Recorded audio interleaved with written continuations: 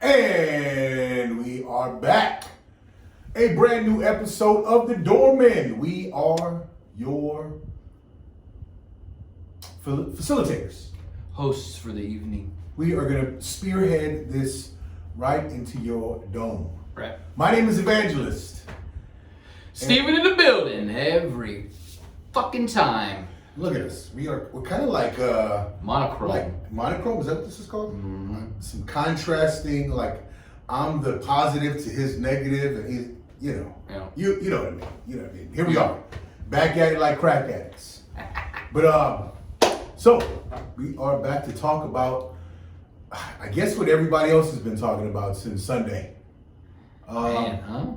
I mean, you know what? But this is the second case. Well, you know, before we start going in and diving into whatever, you guys know what happened. The little slap,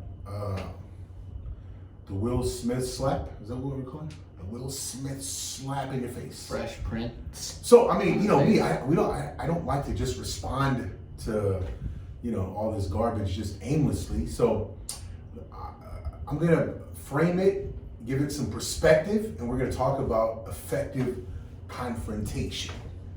You know, I don't know. This is like the second case of some, you know, crazy confrontation going on between two celebrities. That first case last week was with Jorge Masvidal and Colby Covington. You know, Yeah. where words were said about another's family, wife, kids. Yeah. And in this case was much less intense. It was more, much more civil. But you know, again, it ended in some kind of physical contact. So we're gonna give our spin on it. We're gonna talk to you about what we think about it, and then you know, hopefully we'll shed some light where light should be shed nowadays. Yeah. Yeah, a lot of nonsense. You wanna kick this off? So here's my take on the whole thing, right? The slap heard around the world. When you break it down into section by section, right? He said in 2016 he made a Jada Pinkett joke at the Oscars when he was hosting, and he said Jada, whatever her friggin' name is, boycotting the Oscars is like me boycotting Rihanna's panties. I wasn't invited. So it just basically was, you know, and let's not forget that Chris Rock is a comedian, right? Absolutely. Comedian. The guy gets paid to play jokes and tell jokes and rip the room, which is what he's done his whole career, you know, talking shit at the Grammys, whatever he is. And then you hear the joke, G.I. Jane 2, can't wait to see it. Then you see Will Smith laugh at said joke. Laughed. And then you saw her reaction when she rolled her eyes. And then he got up, did what he did, and then sat down and became more aggressive, because I think in the moment when people are embarrassed in confrontation, I think they try to chest up a little bit more. You and I working at the bar, that's just what happens. See it all the time. You know? So he does that, and then he says, keep my wife's name out your fucking mouth twice, and louder the second time. Yep. So I really think it was a show, but I also think the fact that I think Jada Pinkett Smith might be the most toxic female on the face of the planet. One of the most toxic. Who rivals Cleopatra in her dirty ways. There's tons of toxic females. Right. And she is leading the pack. I think he laughed at the joke. Right. Then saw the expression on her face. No, I don't think. I think. You didn't see that? I think he saw the expression on her face, but I think she says something like, "This is why I cheat on you. Right. If you don't defend me." Right. And then he had to get up, because this will be the second or third time that she has cut that man's nuts off in public. Man, I just started seeing a bunch of videos about people just clowning on their marriage. Right. Clowning on the idea that, you know, she openly has affairs. And not just one. And calls them entanglements. You self-righteous bitch. I mean, listen, they're in this arrangement together. Her and Will. Right? Well, they're in Hollywood, so that, you know. First, it's weird. I think that's the first strike against this situation, right? Anything in Hollywood, they try to normalize abnormal behaviors, right? So Right. you know what normal people think of a marriage, right? Now I understand, you know, when one person goes out on the other person and you know it's not accepted. That's what I'm. Well, here's the understand, thing. right? But these guys appear to accept their cheating. Right. Right. Well, I think he has to accept it because the way she told him on her show, on the stupid red table, in front of how many people were watching, when she said, I was cheating on you, but if you loved me enough, you should have known. What the fuck? Are you serious? Wow. Like, and then that was the whole meme where he was crying. Wow. So he's become a Wait, meme. so he's twice becoming emotional. I don't watch any of the red table. I don't. Really I just saw the clip. I didn't watch it either. I don't really keep up with their marriage, but I heard, and it's not just anything recent. This has been like, you know, years. I'd heard that it's open. Right. It's openly open. Like he dips out on her, and she. Dips out on him. I could be wrong. I've never heard of him, and he might keep it under wraps pretty well. But I will tell you that on the scale of celebrity status, I think Will Smith shits on Jada Pinkett Smith's celebrity status. Yeah, absolutely. If there was no Will Smith, I don't think anybody knows who Jada is now. Yeah, I mean, in the mainstream perspective, I absolutely agree, right? Right. Because that Fresh Prince of Bel-Air, from the go, if we're just looking at Fresh Prince of Bel-Air, that made Will Smith a household name. Right. Right? Household name. And she hasn't done shit since A Low Down Dirty Shame. What has she done since? No idea. Other than fuck Tupac. Well, that's... And again... That was her original boyfriend, though. But again, though, that was her original celebrity boyfriend. For somebody to explain to your current husband, Tupac is really the only man who's ever loved me. On this fucking show... Yeah, and then hit him with a 1-2 combination with, this is why I cheat on you because you know you don't love me enough, and if you did, you would know. And then I'm almost positive if there's audio anywhere on earth, it's gonna come out of her saying something like, "This is why I had an affair with that August guy, August whatever the hell his name is." I don't even know. But I mean, there's no, and Will Smith just might be emotionally broken. I don't. Yeah, that could absolutely be the case. But because of how she is, I think. I don't know. So this is my take on it, and I go deep. I always go like for the abyss, right?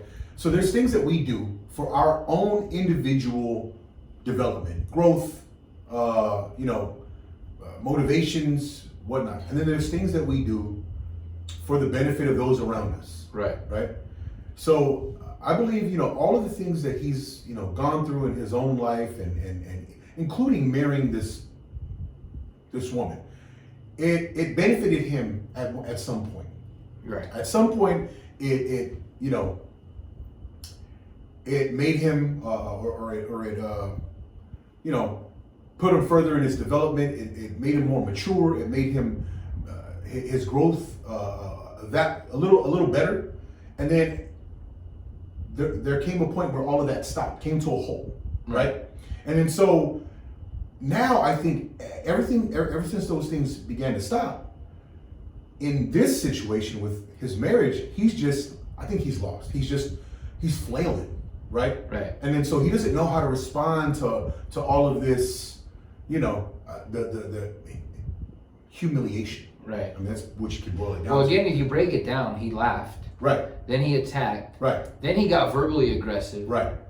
And then 19 minutes later, he's flailing. Right. So if that was that speech after his thought, right? Because everything in hindsight is 2020. Right. So after he thought about it, after that maturity kicks in, that's the default. That's what he wants for the end of it. Because we would have heard like, fuck that dude and blah blah blah. We would have heard like him spearhead into like his aggression.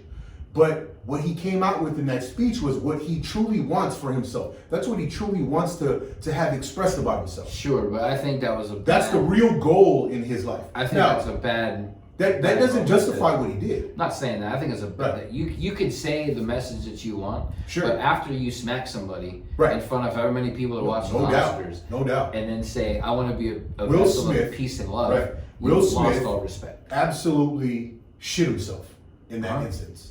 Instance. Mhm. He shit himself, right? But again, that's what he wants to portray himself as. Right. That whole speech. That's what he wants to portray himself. That's why he was so emotional. Right. So the whole flailing around is him wanting to appear in that way, but his immaturity has him doing bullshit like that. Right. Right. Now, was it right for him to do it? Was it wrong for him to do it? This is the take that I hear people like comment on. Right. Oh, well, it's wrong or it's right. There's this world of chaos that we all originally come from. Right. This has been like this civilization concept has been centuries and millennia of, you know, people coming to an agreements and making these decisions and again coming to agreements to form this what we have, this order that we have today, right? But initially, innately, we are fucking savage animals, Sure. right? Mhm. So in our impulses, in our anger, that's what people aren't addressing. Like this initial instinct of anger and impulsive aggression and lashing out and that's what we're from. So I'm not saying, hey, let's go ahead and normalize that, because there's been years and millennia of refinement that have gone into creating this more civil, you know, ordered behavior that we have, right? But that's us. Like, so we say, oh man, he was wrong or he was right. Or I'm not saying he's wrong or he's right. I think he's, again, because of his speech and then his in contrast to his initial reaction, he's flailing because his initial reaction was this immaturity, and that speech that presented his maturity. His speech was almost trying to justify what he Absolutely did. right. In a way that, Right. He was would trying to make reframe. that would make it tie it to the movie and tie it to that Richard guy's attitude, protecting his family. And, you know, of course, when you throw stones, right, you got to watch out. Right. There's video out there of him on the Arsenio Hall show making fun of a bald guy. Right. He doesn't know that guy's story. That guy may have been suffering from alopecia. Sure. Maybe he had early pattern baldness as a child. Who knows? But I don't think it had anything to do with the joke. Right. I think the joke, because he laughed, and then he maybe she said something. Right. Because Chris Rock said the joke and then said a couple lines after and then said, uh-oh, because he was walking up. Right. Uh-oh, and they called him Richard. Right. Uh-oh, Richard. Right. Right. And then I think what we'll may never know, she gave him the look, Right. or said something like, "This is Motivating. why I fuck other guys." And that's what you're guessing she said. as a man, This is what. as a man, you take that as like, oh no. Yeah. No. So then you have to do something. Right. And in his steps up to Chris Rock, I don't think he had a plan. No, I don't think he originally planned on slapping him, but I think once he got there, again, that impulsive flailing. But it's is also in that heat of the moment, as you Right. and I know, Right. in situations. Right. In that heat of the moment, the reaction is the reaction. Right. It's initial. Right. And I don't think, you know, I made this joke to my mom. There's memes going around. He would not have said that. He would not have done that if it was The Rock that made Right. that joke, or Jason Momoa, Right. or Robert De Niro, Right. or anybody else. He wouldn't have done that to. Right. At that But point, the- since he because- had a relationship with Because Chris it was Rock, Chris Rock. right, Because it was someone familiar. right, Right. he had a relationship. Right. They're friends, whatever. Right. They were friends. Right. He thought he had that ability to go breach that line of Right. Right. friendship. Isn't that crazy? Yeah. Because you know what was funny is as kids we did the same thing. Again, you know, we're talking about an immature reaction versus a mature reaction. Immature reaction, that first impulse. Immature reaction. I mean, a mature reaction, that speech. Right. Right. So, But as again, kids, the speech, I think you're giving the speech way too much credit. I think. Well, again, he was there. all I'm framing this speech about is because that's what he wants to portray. This vessel of love. Remember that shit in the vessel of love, Vessel of peace and love. Peace and love, right? This is the image. This is the image he wants to portray. This is who he wants to appear as. Right. But his impulse, the initial reactions, the savage in him, is that the slap. And this it wasn't even a manly like, hey, you know what I mean? It was a real cheap shot kind of. That's what I was telling people at work. Kind of a bitch move. An open hand. That's not even a man. That's not even a man's. Like, you know, man, you go up and walk up to his face and you say, hey, you know, this may be blah blah blah, and you give him a speech there, right? And then you wait till he gets into the back and then you approach him. That's man shit, right? That shit that he did there was this, you know, look at me, look at what I'm doing, babe, for you, babe, right? Type shit, right? So when I say you're giving the speech too much credit, I agree with you in the fact that he was probably trying to portray who he wants to be in that situation. But that's the Will Smith he wants the world to remember. That's the Will Smith he wants the world to see, think to think of. Exactly. Right. Is that the Will Smith that he is? Absolutely not. That's not who he is. Again, this vessel of peace and love is not who he is. No. Because you want to know the real Will Smith? If you watch the events play out. Right. The joke, the slap, the speech. Right. After party, singing his own songs, having a good time, drinking, all this shit. Right. All this time goes by, 24 hours goes by, and then he issues the apology. Right. Via Instagram. Right. Typed word. Right. That's the whole situation from start to the apology. Taking the easy way out. Is a bitch way out. Taking the easy way out. Right. That's it. So and that's you know what, that goes to show where we have come as a society, because that's what the young are accepting of. And then what was even worse, to me, is this standing ovation that speech got at the Oscar. That was worse. That was the worst part about it. So you know, because everyone is over there in acceptance of the bullshit, saying it's okay. No, because they saw the real him, and then he put on the mask and he came out and he gave them the mask, and they honored the mask. Right. They honored the facade. Right. Because that's what this is the problem that I have with today's world, is that we honor the facade of a person instead of the real person. So you honor these Instagram or Facebook posts. Well, that's also as you know. That's the way to get your apology out the fastest to all your followers. Right. But and you know, that's a lot of criticism from me, because I'm you know, I don't think I'm any less guilty of that.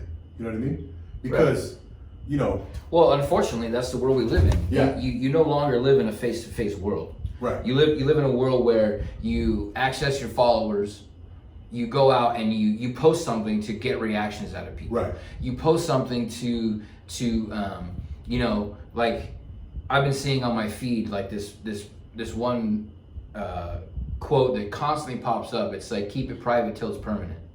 Right? But it's funny that you would post that comment on your social media for everybody to see, and you know goddamn well you want somebody to ask you, what do you keep in private? Right? So it's really not. It's really you throw the bait out in the water hoping to get a fish. Right. But as far as you say, the standing ovation, right? Mm-hmm. There are so many people in Hollywood that I thought wouldn't really have an opinion or really wouldn't care.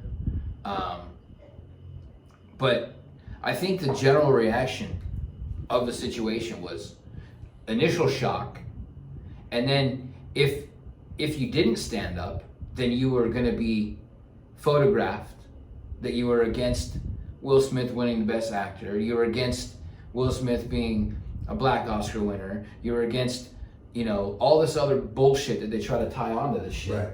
So, but Jim Carrey. Oh. who is probably the most unstable individual. He said it best. He said Hollywood is spineless, and it literally made him sick that there was a standing ovation after an attack. And that, the word attack is it was an attack. It's severe. It was an aggressive gesture. It was an assault. I mean, again, it was an aggressive take the Oscars and the celebrity status out of the situation, right? Right. You and I are at the door. Somebody walks up to somebody and smacks them. What happens? We see it. We see it happen. Watch it unfold. Somebody smacks somebody across the face. What do? Split them apart, throw them out, shit like that. Mm-hmm.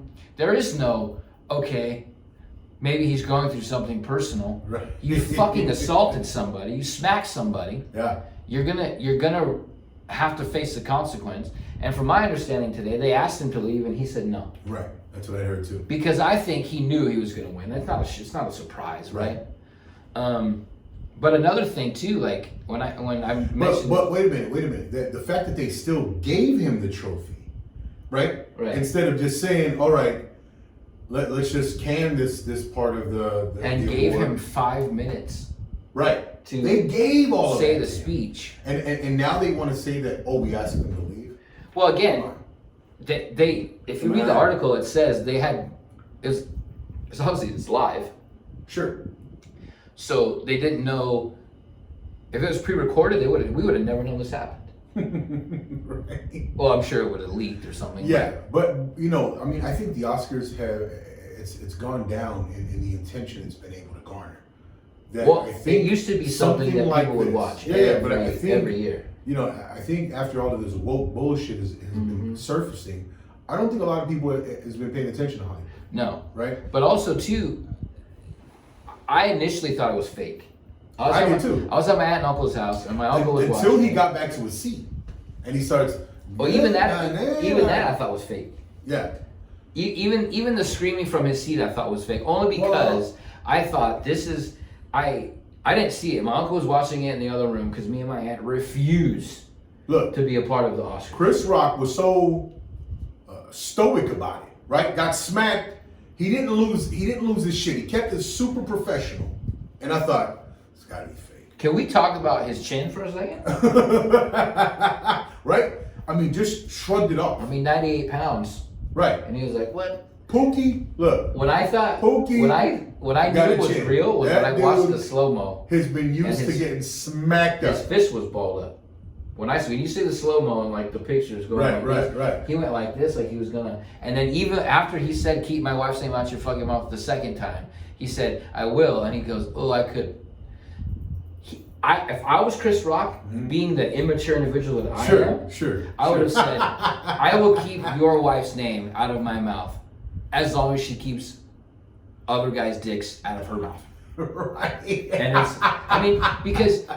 dude, I've been seeing video after video after video. Just there's a group of 5 guys. Did you see that video? I was like, holy shit! Hey, Jada called us, man. Well, we know you're down, dude. Like, whoa! So, you see that video? Right, and again, like, when she does all this shit, right, she might be thinking she's just being honest, and she's I was just being honest with my emotions.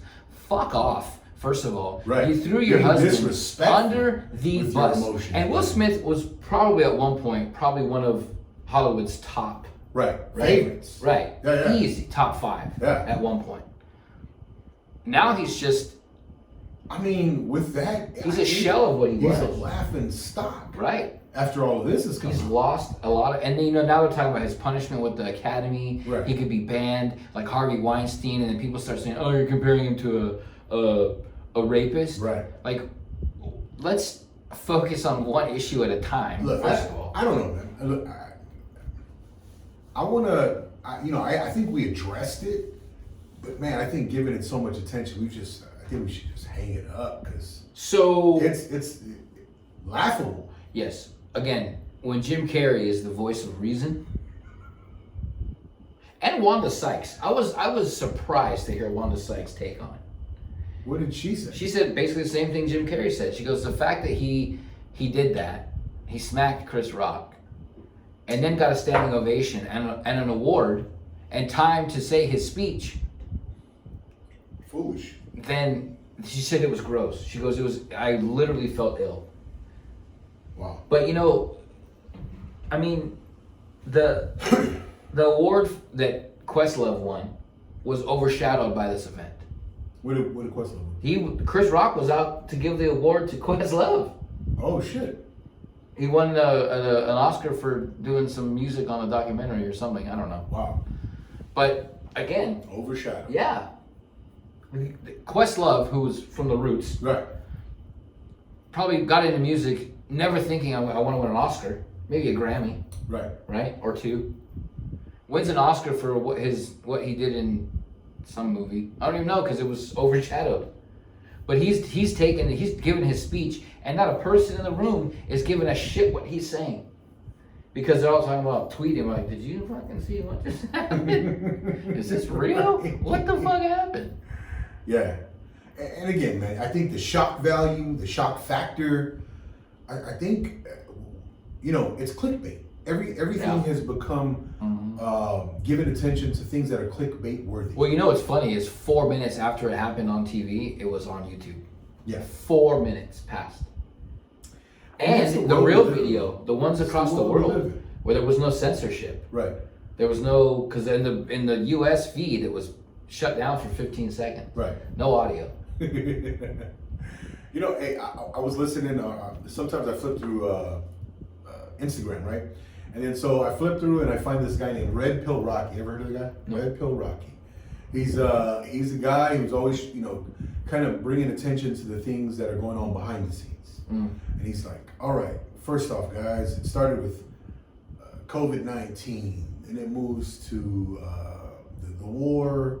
The war between Russia and Ukraine, then the slap heard around the world, then back to C-19.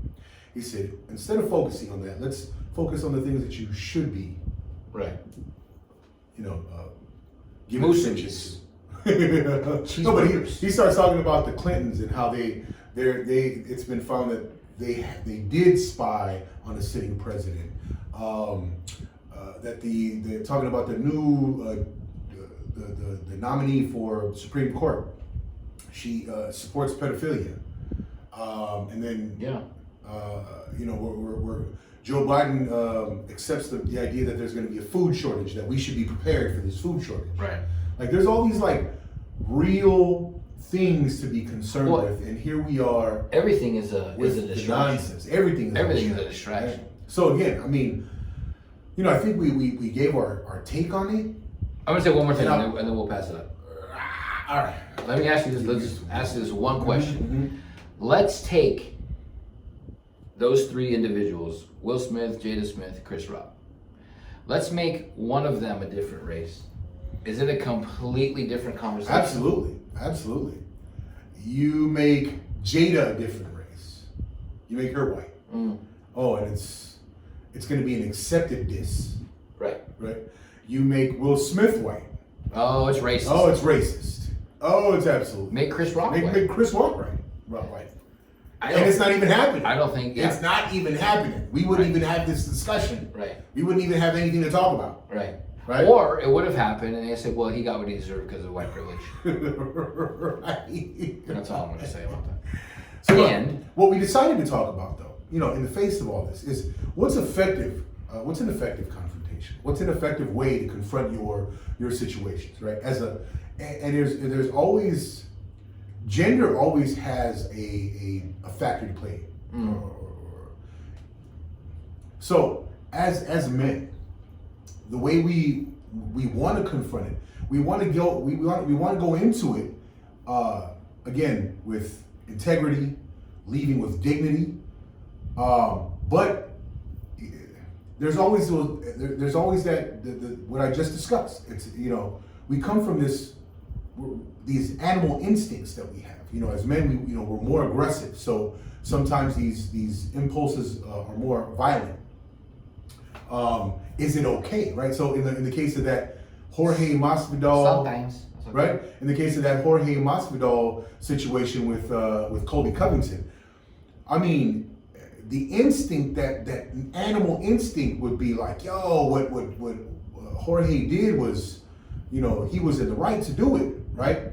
And then you hear people's take on it, like, oh man, he had every opportunity to do it in them 5 rounds in the octagon. Right? But that didn't erase, like, no matter what is to be said about what happened in the octagon and the fact that they're professional fighters, that didn't erase those words. The get back wasn't gotten, right? Right. It wasn't, the trade hadn't been made. He didn't pay for the words he was able to speak. But you're also a fighter, right? Right. I mean, it's a different world. If you have 2 people Sure. like Lance Armstrong and some other jagoff that rides a bike having the same confrontation that Masvidal and Covington had. But he's also a gangster from the street. It's a different, exactly. It's You a know what I'm different saying? result. That's my whole point. If you have 2 people that grew up rowing Right. at Stanford, they're not going to have the same discussion Right. as Masvidal and Covington. Yeah, because I had to, you know, growing up, man, I grew up with my leg in 2 worlds, right? So my mom tried her hardest to you know, root us in the church and in Christianity. But then I have family and roots on the streets, on the block. So telling the difference between the two and balancing both of those worlds, it's an absolute fucking juggling session. Right. Mm-hmm. It's a juggling session. Like, you know, in one world you're talking about honor, integrity, dignity, and the other one it's like kill or be killed. Well, it's the same thing. Right. Those values are the same on both sides. Jorge Masvidal is from the streets of Miami. Right. Right? So he's over there being laughed at on the streets because, you know, this dude talked about your kids and your girl, and then now he got that 5 rounds in it, and it wasn't paid. That those comments weren't paid for. Right. So he didn't get a chance to collect on those comments. Right. So he's going back. So the streets in us say, man, he's gonna keep going back. Mm-hmm. He's gonna go get locked up, come back, and then he's gonna still require that payment. That's what the streets in you say. Right. I mean, that's the agreement that we understand, that I understand. I've come to understand from having my time, you know, playing out on the block. Right. But then being, you know, a more mature guy who's been involved in that, you know, the martial arts aspect of it, Christianity, the mature aspect of it, you know, you want to hold true to this order that has been allowed by these rules that have been put in place. Right. These boundaries. When you say honor and integrity, those values are on both sides, as you say, both sides of the street. Sure. You want to be honorable and have integrity and still do the right thing, but also if somebody crosses the line with you, you want to defend your honor and you want to have enough integrity to stick up for yourself. So there's a fine line of balance, as Evan said. And with me growing up, it was different. Right? I grew up in Fountain Valley, for Christ's sake. It was fucking. There's nothing really there. Yeah, there was some there was edgy factor to there were some bullies, but you know, once you get to a certain size, the bullies back off. Right. Or, you know, somebody snaps and starts wearing sunglasses in the classroom. That happened. People tend to, you know, back off, but. It's kind of the same thing with my family. I had people in my family that were on the wrong side of the law, and that was the guide growing up. You don't want to be like so and so when you get older, do you? You don't want to be like this guy when you get older, do you? You know, go to school, do the right thing, blah blah blah. So it wasn't as much as a juggling act with me as just deciding what I didn't want to be, right? Following those guidelines, but then still. If somebody crossed the line, yeah. I mean, again, Will Smith a motherfucker real fast. I mean, it was again. So early on in life, Christianity.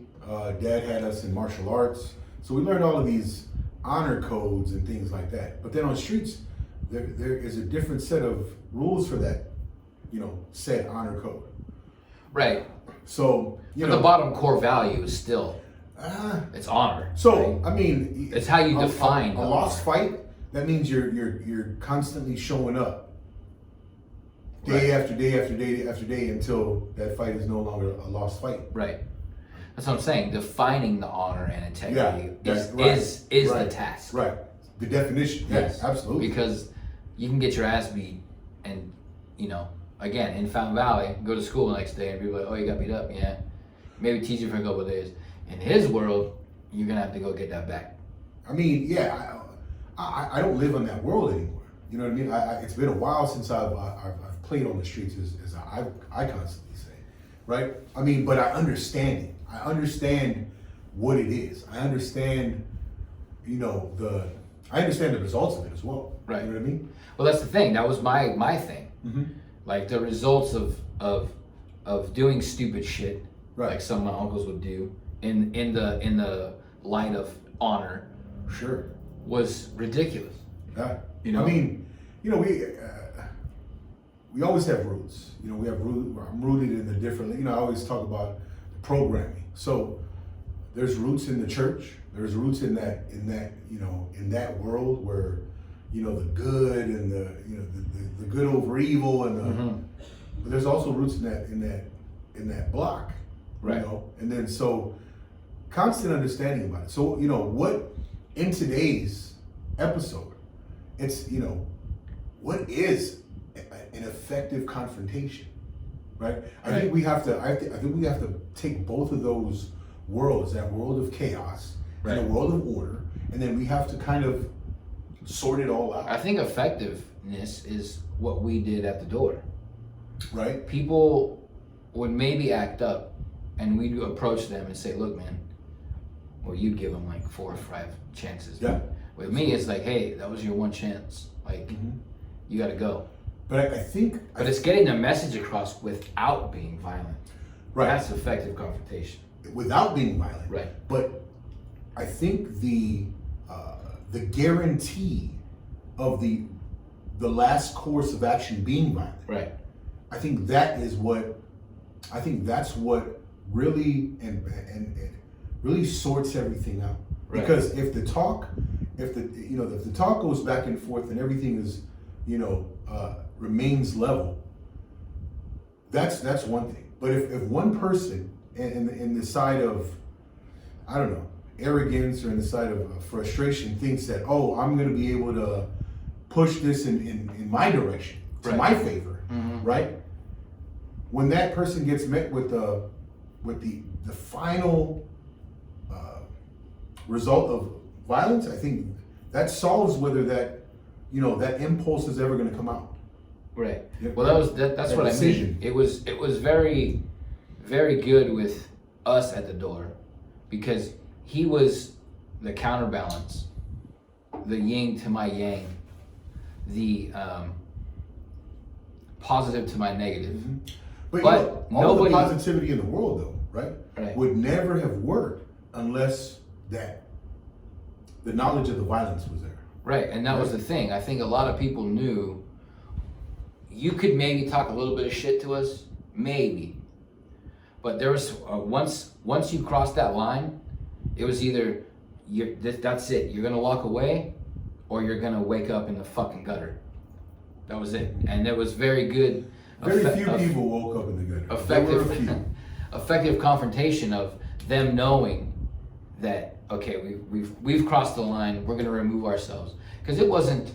There was a few times at O'Malley's that it really got to that point, but if I was in a situation, he'd swoop and say, "Go inside."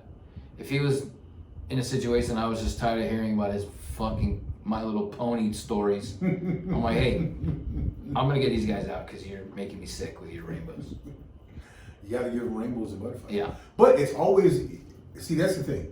I love giving them the butterflies and the rainbows, but there has to be that threat, and that threat has to manifest itself. So when I first got there in 2005, that manifestation of the violence had to come out once every 3 months. Right. For the first year. And then it moved to once every 6 months. And then it moved to once a year. And then for a while it was once a year until about 2009, maybe even 10. Yeah. Right? And then it became like once every couple years. Right? But I mean, so I always say being rooted in the church, there's a Bible verse that says, "Blessed are the meek, for they will inherit the earth." And then what I loved about it was that Jordan Peterson, he defined meek as, it's not meek meaning timid, or meek meaning, you know, you'll let people run over you in any way. He defined meek as meek. The meek are those who can be monsters, those who can very much be dangerous, but choose not to. Right. Right. Mm-hmm. And I think in that case, right, I think in our job as doormen, we had to be meek. There had to be that belief. There had to be that sometimes proof, right, of the monster. Right. And then, but not choosing that monster all the time. Right. Right. Well, I worked at a bar in Colorado we had a couple bouncers that were not meek. They would be immediate, firing off like pit bulls, just not thinking, just going at it. Right.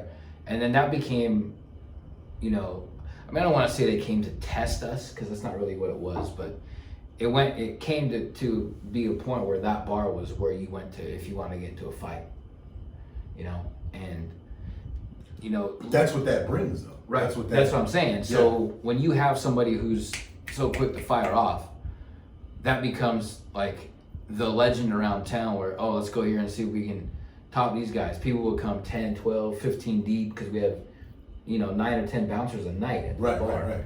And, you know, this was when, you know, In the Club was brand new, and man, when that song used to play, it was just like, in the club. It was just like, oh, Jesus, here we go. You could see it you could see it change, right? Yeah.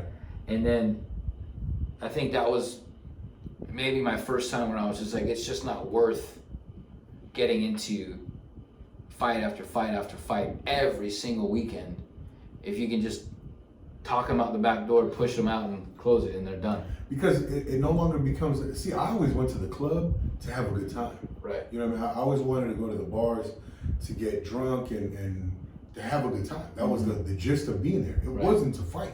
That's most people's goal when they go out. Right. But there's always one guy. There's always, not one guy. There's always one person that they're, what is it? Misery loves company, right? They want to be miserable, so they're going to ruin the whole night. Yeah. And they're going to do some stupid shit on purpose that's going to initiate a reaction that's going to get the result that they want.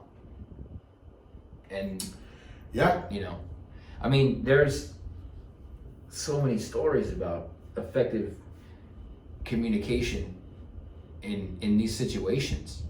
You know, like, you have to be able to approach a situation not having the result of knocking somebody out. Yeah. You have to be able to be confrontational without being a complete asshole. Yeah. And I think in any confrontation, impulsive, like the behaviors that shouldn't be displayed, impulse. Right. You shouldn't go to any confrontation with any impulse. Right. Right. Because your first, instinct is going to come from a place of zero thought, no respect, no integrity intended. Well, no long term. Yeah. No responsibility. I think the plan, the well thought out movements, those are always going to be your best go-to displays. Yeah. So when you talk about effective confrontation, effective interaction in general, I think a lot of thought has to be put into what it is we do. Right. So I mean, as men, as a woman, you have to know who you're gonna portray yourself, how you're gonna portray yourself in public, right? I think it's always good for you to put some thought into your actions, put some thought into the person you want to be. So I'm pretty sure Will Smith, again, because of that speech, he's put a lot of thought into the person that he wants to display, that he wants the world to know, that he wants the world to see that who he can be, right? Is that who he is? Probably not. Does he have a lot of work to do? Absolutely. Right. He's got a lot of work to do. We all have a lot of work to do. Well, in his apology to Chris Rock, he did say, "I'm still a work in progress." Yeah. But any progress you had up to that point of slapping Chris Rock, you're starting all You threw over it away. again. You're starting it all. You tore down the base, and you're just starting all over. Absolutely. Because as far as your public image is right, and you've lost a lot of respect of a lot of people. A lot of people in Hollywood. I mean, out of Hollywood. Again, yeah, but I mean, does Will Smith really give a fuck what you and I think about him? I don't think it's what you and I think about it, but fans. Now, how many fans are going to go and run to see his movies now? I don't know. I'll be shocked if it affects his movie ratings at all. You think so? Yeah, I mean, you think example. people are going to run to go see his movies now? An example, man. Look at. I mean, Michael Jackson, right? As all the stories that were surrounding that guy, he never looked out in the crowd and saw open seats. Yeah. Okay. Right. I think there's a lot of people that. Yeah, but no one ever witnessed him doing crazy shit, no? He held his child over a balcony. It's fucking pretty lunatic. That was kind of like Simba and Mufasa, no? No, You dude, know? it wasn't up here like safely. It wasn't like safely if he was like, oh, if he slipped, he'd land on the mattress. It was over a balcony in France. And he pulled it back, and it's just like you immediately. And I'm talking about the shit that everybody said Michael Jackson did, right? Right. I mean, but we got to see the impulse of, and then, I think people have heard, what Jada is openly admitted about, their marriage. And I think these are the things that. That's what I'm saying. Will Smith is broken. He's a broken individual. Yeah. He is. You can see it in his. But who are we? In his speech, right? You can see it in his speech. Right. He was just like, fuck, the culmination of all my work in Hollywood. Right. I'm holding an Oscar in my hand, and I literally 9 minutes ago just open palm smacked a grown man in front of the 42,000 people around the world that were watching. The 1,500 people. Yeah. But then the millions who saw it on Facebook. Exactly. So I don't know, man. I just think that you surround yourself with the right people. Absolutely. And your effective confrontation becomes more effective. More effective, yeah. Yeah. I mean, we were good at the bar when we do what we did, and people would see us just wearing our shirt that said O'Malley's come up, and they would stop doing whatever they're doing wrong. Yeah. That's effective. Absolutely. I mean, I think when you get to leave with dignity, when you get to leave a situation with dignity and still garner respect and still, have people love you, and it really isn't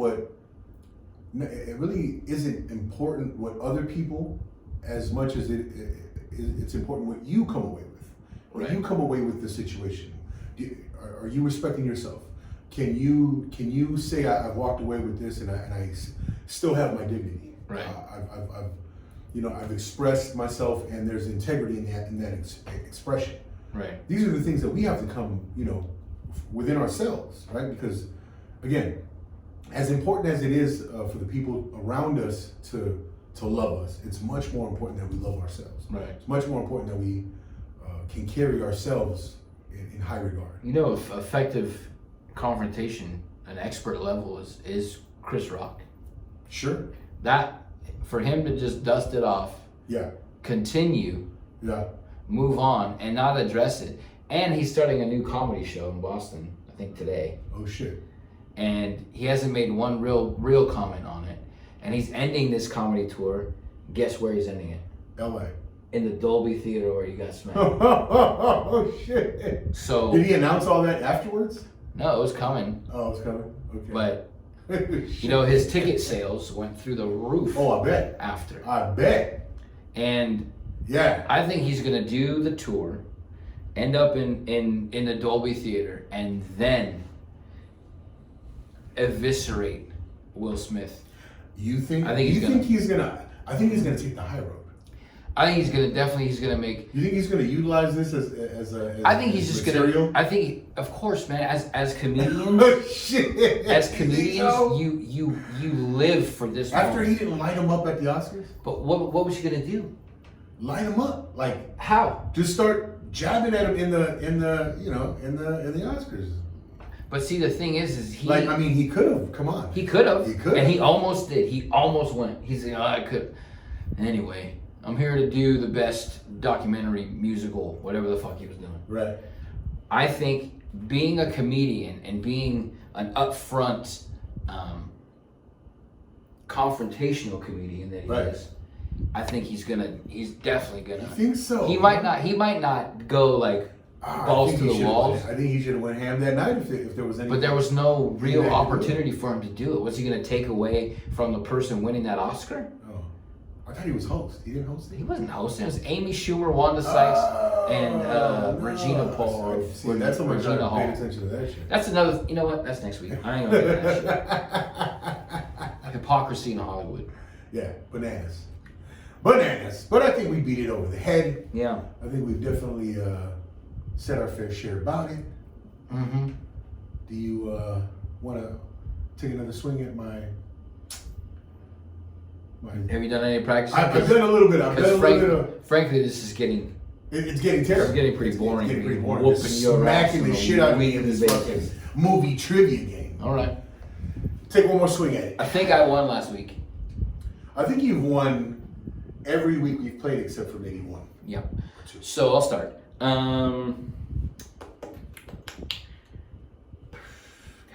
I know you so well. So I know what you're gonna say next. So go ahead. Bruce Willis. Shit. Bruce Willis. Let me try to surprise you with something different. The Looper.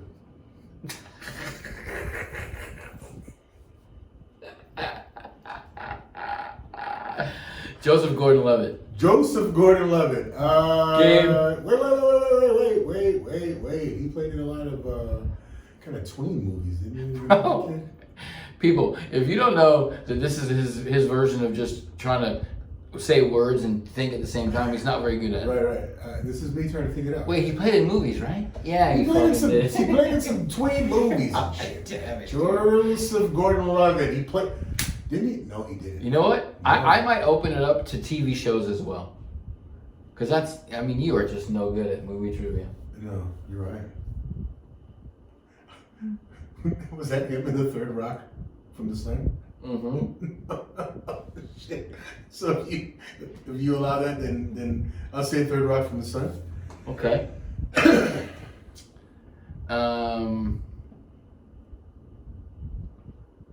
What is that stupid fucker's name?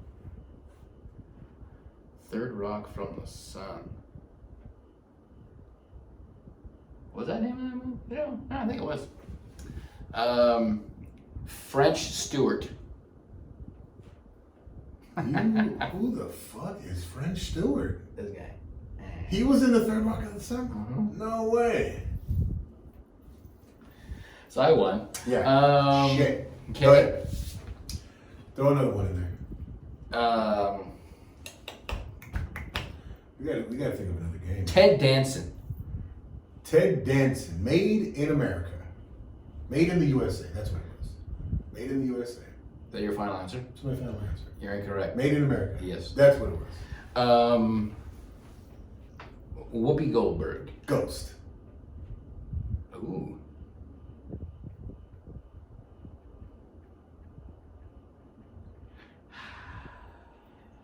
Give me more.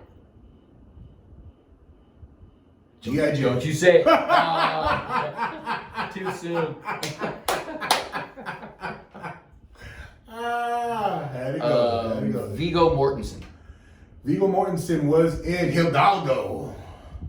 Ooh. What's it called? Hidalgo. Hidalgo. Hidalgo.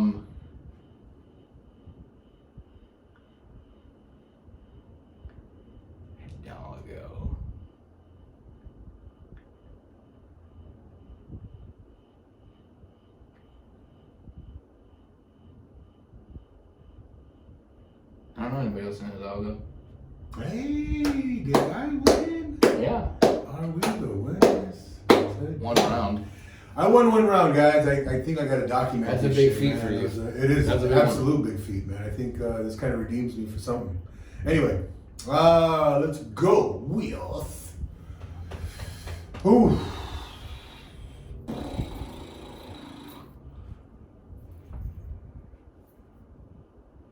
Harvey Keitel. Ooh. And we can't say same people, right? Yeah, we can't say the same people. Harvey Keitel was in Sister Act. Harvey Keitel was in Sister Act? Yes, sir. Which one?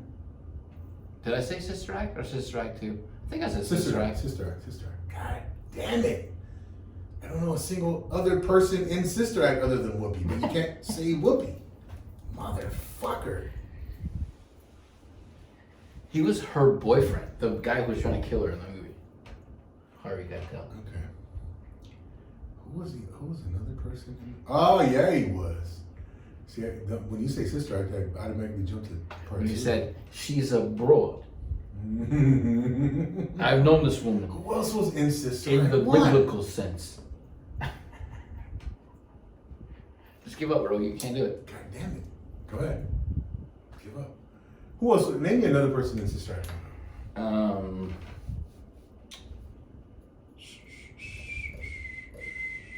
Kathy Najimy, I don't even know who that is. the fat nun.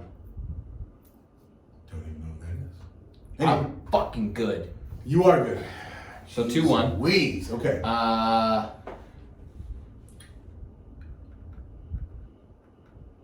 Harrison Ford. Harrison Ford.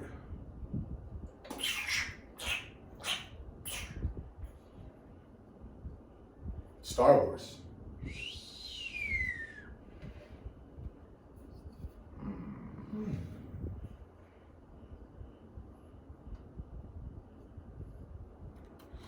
Mark Hamill. Mark Hamill is. He's only in those. He's only in the sequels of that damn man. You know what? I mean, we gotta stop. This is the very last episode that we're playing this shit. Okay. Until he does some research, because it's just not. Mark Hamill, goddamn. I have an idea for the next episode's What's ending segment. Wildest conspiracy theories we've heard. That are true. No. Just that we've heard. That's what we'll go with. Next time. Hey, until then, catch us anywhere. Holla at us. Tell us what's going on. Yeah, with you. click the button, subscribe, Right. leave a comment. Leave comments. Talk to us. So far, my mom and the select few people Yeah. are the only ones leaving comments. So Talk to us, man. let us know. Right? So it's officially the Dorman merch at the Dorman Hustle on Instagram. Mhm. You can probably find our personal Facebooks out there. I don't have a personal Instagram, but holla. That's it. Till next Follow time. us. Later.